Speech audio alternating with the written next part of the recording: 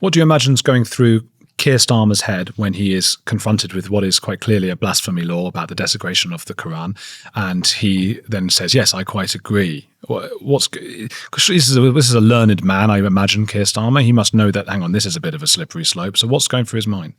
I don't think Keir Starmer really does think that much at all, in the sense that I think Starmer is a classic progressive. I think he's a radical progressive. We know where Starmer is on a lot of issues. You know, we know about his past and the cases that he presided over. We know where he was on Brexit. He wanted a second referendum. He wanted people to essentially be forced to remain in the European Union. I would be amazed if Keir Starmer did not know about the revelation that Axel Rudakabana, the alleged murderer of those little girls, had downloaded Islamist literature and had produced ricin or been on his way to producing ricin.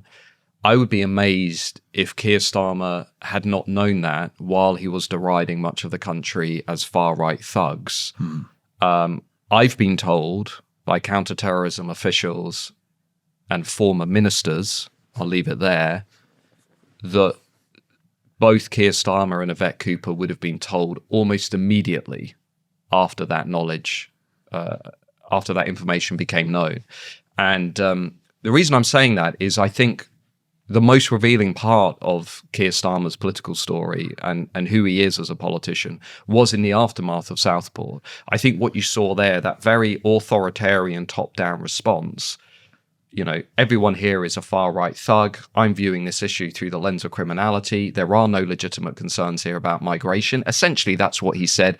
And then months later, when he set out his priorities for his Labour government, even then he didn't prioritise migration, even though it's the number one issue in the country. And I think all of this adds up to a guy that just doesn't understand, doesn't get how normal people think and feel. Radical progressives will always reach for free speech clampdowns, for free expression clampdowns, because they cannot tolerate challenges and opinions and beliefs that are counter to those that they hold. So we know Labour were trying to work with Kamala Harris and the Democrats to quote unquote kill Elon Musk's Twitter. We know that Keir Starmer would be probably quite receptive to expanding definitions of Islamophobia in order to shut down legitimate criticism of Islam. We know that Yvette Cooper, his Home Secretary, wants to make it easier to record non-crime hate incidents, the Orwellian measures that are used to basically try and control speech and expression. All of this stuff is now mainstream on the left of politics because it is about narrowing down and controlling the public square and not allowing people to express any opposition to that. And I think Islamophobia is the next big debate within that. I think the term will be expanded. I suspect new laws will be introduced. For Labour, it makes sense because British Muslims are a massive part of their electoral coalition. They need to constantly prioritise identity politics. But the big loser in all of that will be our national community. Instead of appealing to tribal identity groups, we need leaders who rise above that and say, actually, we have a national system and a national story here, and we're not going to pander to identity grievances. Does it wind you up thinking about, if we got to that point, let's say that Iran got to, and Lebanon, I believe, where the left teamed up with Islamism and Islamism took over, I get wound up thinking, you know, I wouldn't be able to go up to Keir Starmer and say, look, mate, look what you've done, you know, because it never works out. Do you know what I mean? Maybe it's a childish thing inside me. I want to say, like, I want to shake them and go, like, what? Look what you're doing. Look what you've done. But they seem to be living in the cloud. Well, there was a study recently that showed that people on the radical progressive left are just as authoritarian as people on the right can be. And what happens when they're confronted with evidence that challenges their beliefs? They tend to ignore it. And I think you see that with the Labour Party.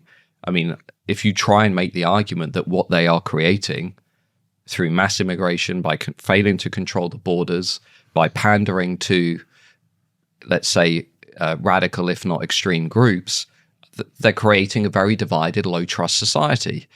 That's exactly what New Labour did, by the way. Much of this goes back to New Labour and the legal architecture that they put in to Britain's political system. A lot of this, I think, goes back to the Human Rights Act, the Equalities Act, the Supreme Court, New Labour's kind of insistence that supranational institutions like the European Union and others should always dominate and be supreme over our national law and over ourselves as a sovereign, self-guiding nation.